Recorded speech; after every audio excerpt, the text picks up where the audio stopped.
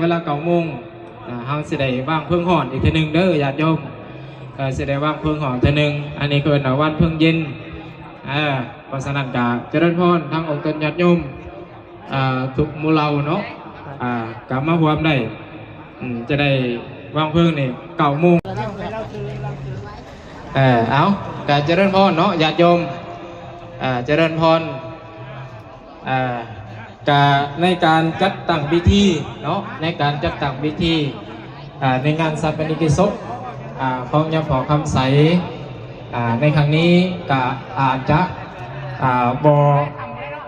มีความเป็นระเบียบปันใดอาจจะมีการสูญเสียแห่งน้ำต้องเสียหายกับขอโทษขออภัยขอโอสินำออกตนญาติโยมเด้อแต่ว่าเข้ามาโดยใจศรัทธา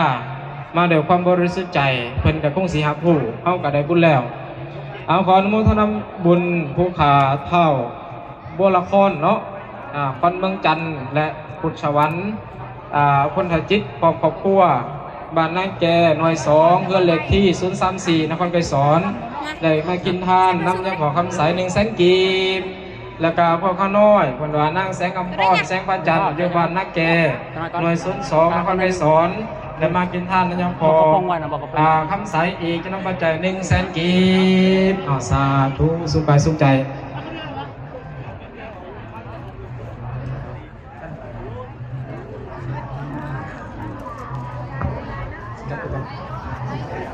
ถือเกิดเพื่อไม่ออกเด้อใส่เกิดขึ้นเลยกดเกิดได้ต้องตั้งจิตอธิษฐานก่อนขึ้นถ้าไปตั้งจิตอธิษฐานอยู่หน้าเอาพอเมียนมันสิดดไม่ออกยันลงนะยังพอเพิ่นก็สิลงจังไม่ออกว่าวิสังจักคอวิสังเวียดนามหลายคนฉะนั้นต้องอธิษฐานก่อนขึ้นเด้อไม่ออกเด้อเกิดก็ใส่ขึ้นน้ำก็ได้เพิ่นจะให้ขึ้นข้างเดียวลง2 ข้างลง2 ข้างได้ประมาณ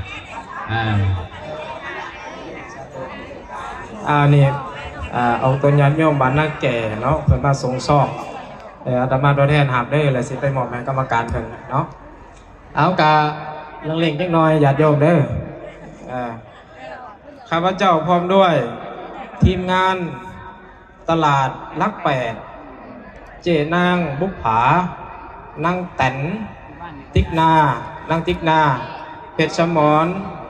แล้วก็ได้เห็นห้องท่านนำหวาน